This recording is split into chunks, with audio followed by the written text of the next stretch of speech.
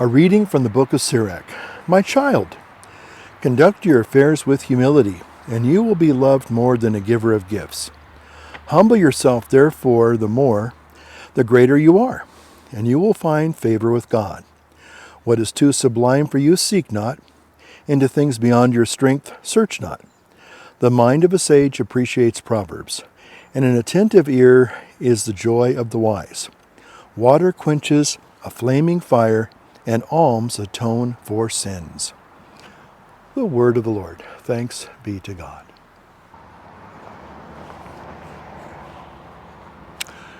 In the name of the Father, the Son, and the Holy Ghost, amen. Glory to Jesus Christ, glory to Him forever. Father Francis with you on this 22nd Sunday in Ordinary Time. I think the camera's right there. I'm going to learn this. I'm going to learn this one of these days. I'm going to learn how it all works, and then I'll be dead. So, hope you're doing well. Here it is, we're late summer. The sun goes down a lot earlier than it has been now, the last couple of months. And we're getting kind of ready. You can kind of taste a little bit of fall, sometimes in the morning. Last week, we got a little beautiful summer shower, but the temperatures really kind of dropped, and they haven't really gone back up again. And I was sitting there thinking, wow, this might be a short summer. So anyway, and I'm out here with all little no-see-ums, so every now and then I inhale a couple little bugs, so I have to take them out of my mouth, It's just part of, God's beautiful, wonderful creation.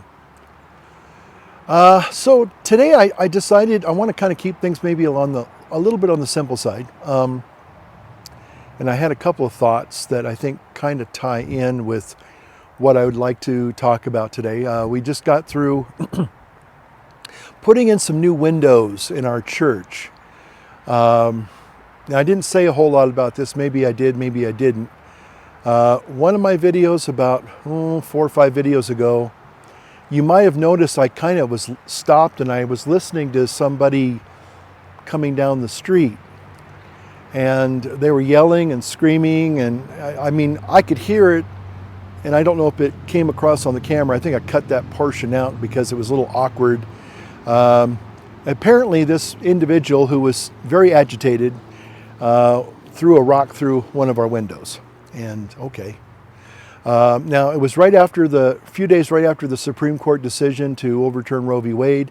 I don't know if that person was being motivated by that Supreme Court decision, because the person that I think it was just somebody who was just a very angry, kind of had some mental issues. So anyway, but the long and the short of it is, the last few years that I've been here, we've had these gold colored, harvest gold, I guess that was called, windows. And I don't know what prompted the people here to put those in. Looking back now, maybe I can see why they did that. Anyway, so we put in some brand new windows just in the last couple of days, and I think they look very nice. They're different, and they do set a little bit of a different color, temperature, and tone. So I'll show you some pictures of that if I haven't already, playing in the background. So maybe next time you come and visit Corpus Christi, you'll see our new windows. It's funny, every time I take on a new project and I say, well, I think we want to go in this direction, it just seems like I kind of learn. 2020, I go, okay, I think I now know what they were trying to do. Because sometimes when you inherit a particular parish and a particular sanctuary in church, you kind of wonder, well, what prompted them to make these decisions to do it this way?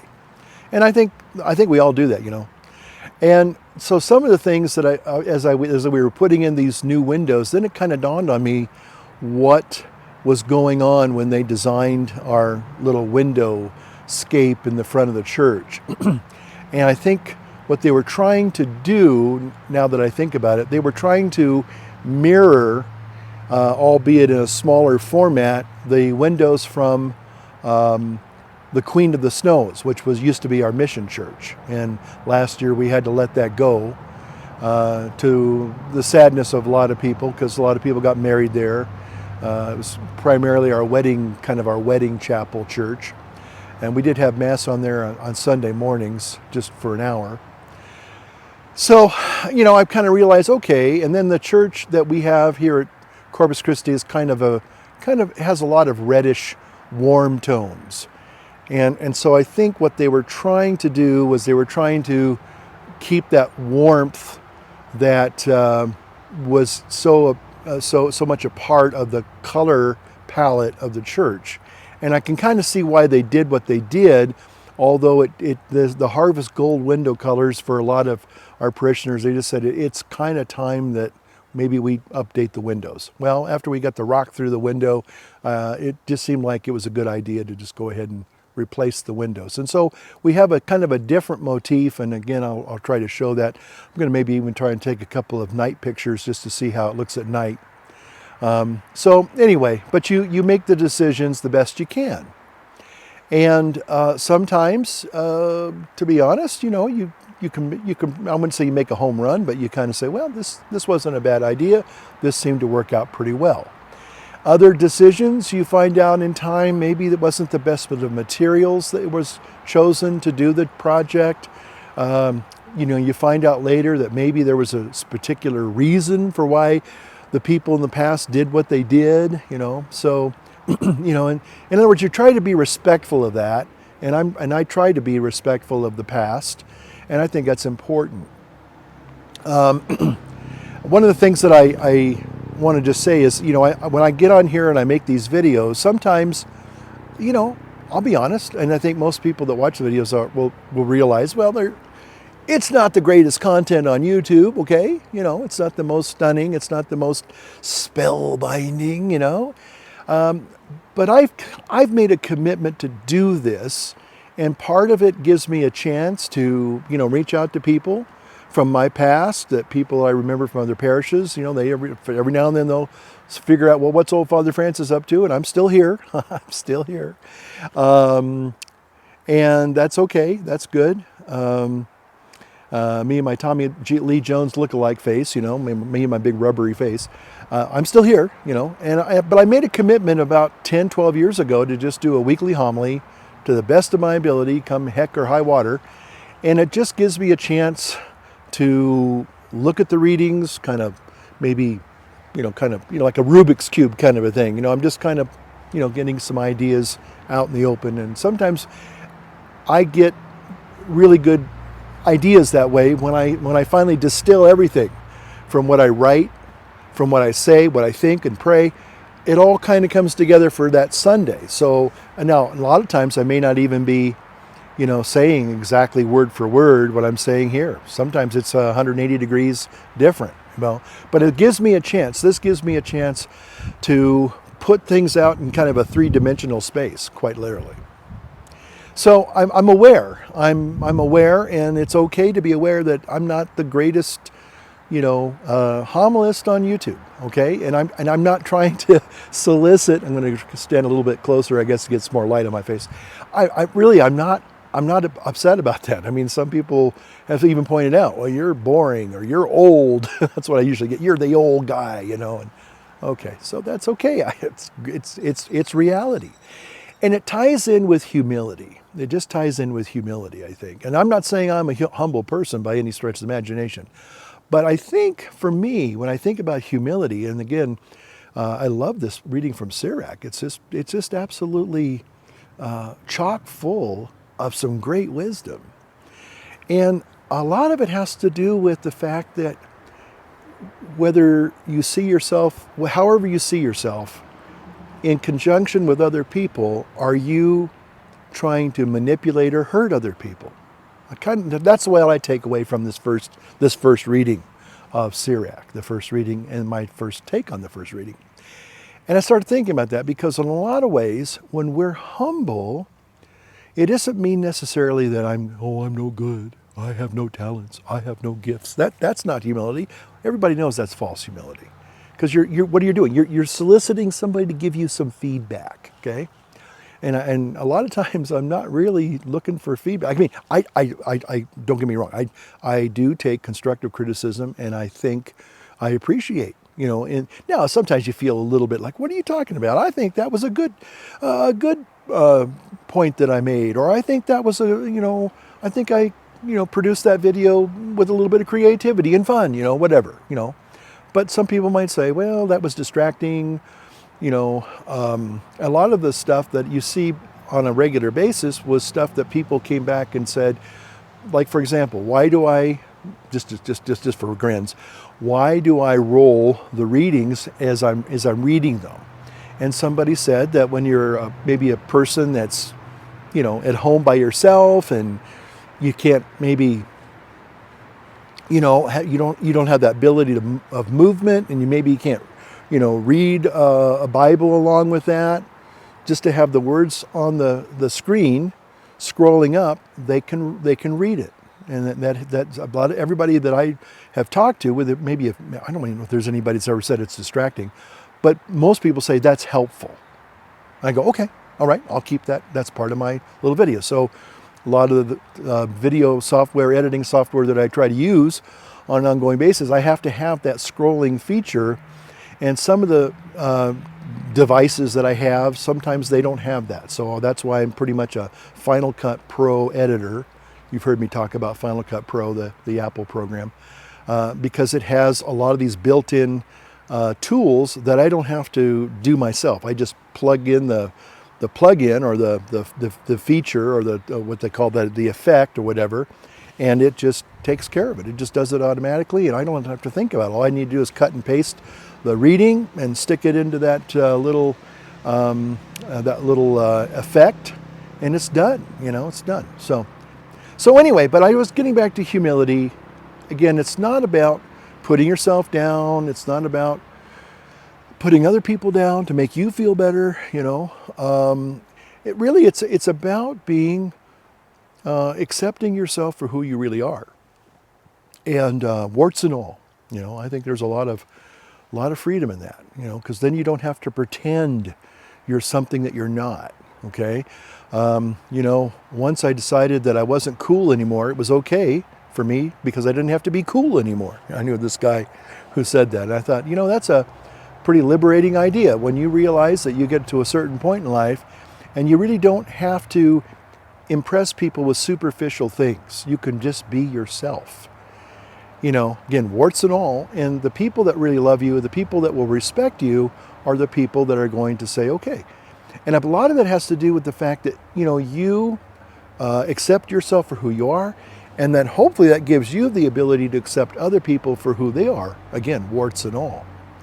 One of the things in the military, this is a little aside, but you might want to kind of pay attention a little bit, is in the military, when officers and enlisted people, they're going kind of opposite directions, but they're coming and they're going to pass by each other, there's that wonderful custom of the salute, okay?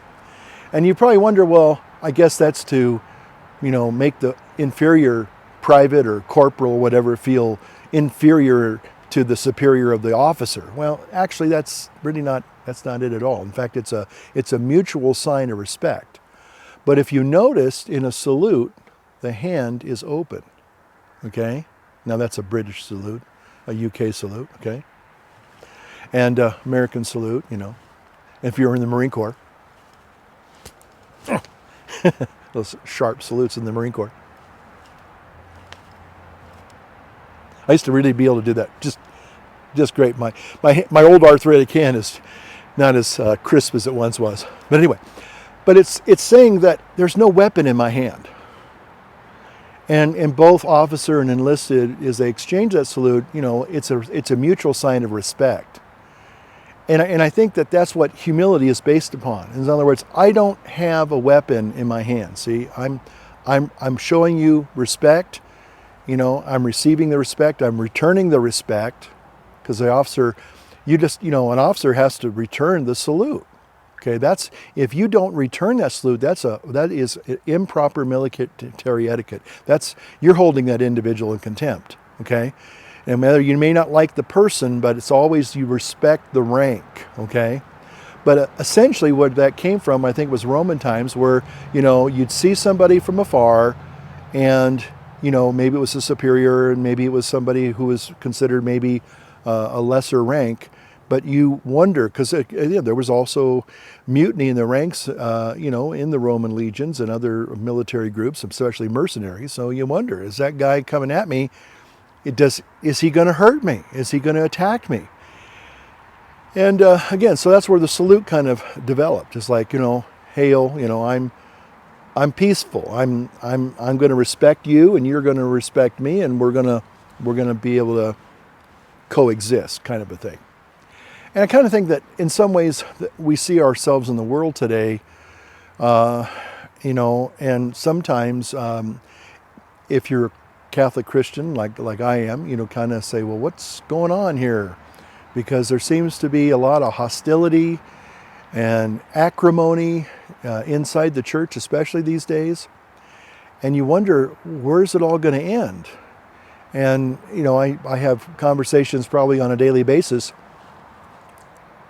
Little bug, little extra protein. And sometimes I can be overwhelmed, just like you can be overwhelmed. But the reality is that at the end of the day, and at the end of our lives, God's only going to hold us accountable for what we did or did not do. And so it's really important that, there may be people saying crazy things in the church these days, and even promoting ideas that seem completely contrary to the scriptures and the traditions of the church. And you wonder, where's it all going to end?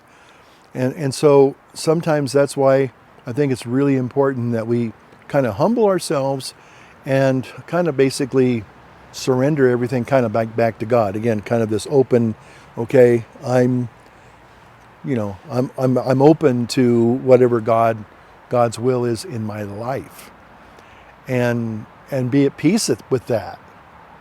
And that's a kind of an almost kind of an artistic, it's more art than science sometimes, So, but I think humility, as we focus on this wonderful virtue, is necessary in our lives and in the lives of the world and the lives of the church. And again, I think if people kind of, especially in today's day and age, instead of looking at everybody as a potential hostile enemy, and I'm not saying that they aren't. Just because, if somebody has a rock and they're standing in front of your window doesn't necessarily mean they're not going to throw the rock through the window. But for the most part, most people are peaceable and reasonable. And, we may not always agree. You can always have people that rub you the wrong way, and whether it's a family member, a coworker, or somebody in your parish, or somebody, your neighbor maybe. But again, if you can be that humble person and not see people as potential enemies, but maybe kind of more of in a neutral way, kind of like, okay, I'm not here to hurt you, and I hope you can also have the same respect for me. And so I think humility is a very, very powerful virtue to have. I think it keeps us from kind of trying to see ourselves as, the great fixers, whether it's in our families or personal lives or our job or whatever. Sometimes we can kind of get a little bit, blinkered in our life and think, well, I've got to do all this. I have to fix everything, I think that's one of the things that I've had to learn, and I think a lot of people have to learn, is that a lot of times when people come to you as a friend or as a spouse or as a sibling or as a parent or whatever, and sometimes they're not looking for you to fix their problems, but they are looking for you to just be there with them in their problems. And humility teaches us that, we none of us have all the answers. None of us have all the ability to fix everybody's problems. In fact, I think sometimes when we stop and we're honest, God gives us certain personal problems for us to work out. Sort of like, when you had those teachers in school and you might get the right answer, but they say, well, go back and show your work. And you'd get frustrated. Well, I got the right answer. No, I want you to show your work. And that's important. Sometimes we fail to realize that, it's sort of like they say that the little chickie that comes out of the egg, a lot of people want to just help it out. No. I think they say that's one of the worst things that you can do for a little hatchling is to try to help it out of its shell. No, it has to get out of its shell by itself. There are certain things that we have to do and can only do by ourselves with God's help, But that's where I think it means is that I have an open, my heart and my life and my will are open to God, kind of like that self-abandonment prayer. And that's based totally in humility. It's not, again, it has nothing to do with denying your talents or lack of talents or your whatever it is. It's basically saying that, I have to be open to the will of God in my life. And if you can say that, if you can desire that, then you, my friend, are practicing humility. All right? Authentic humility. All right. Hope you got something out of that tonight, this afternoon. May God bless you today and every day. Father, Son, and Holy Ghost. Amen.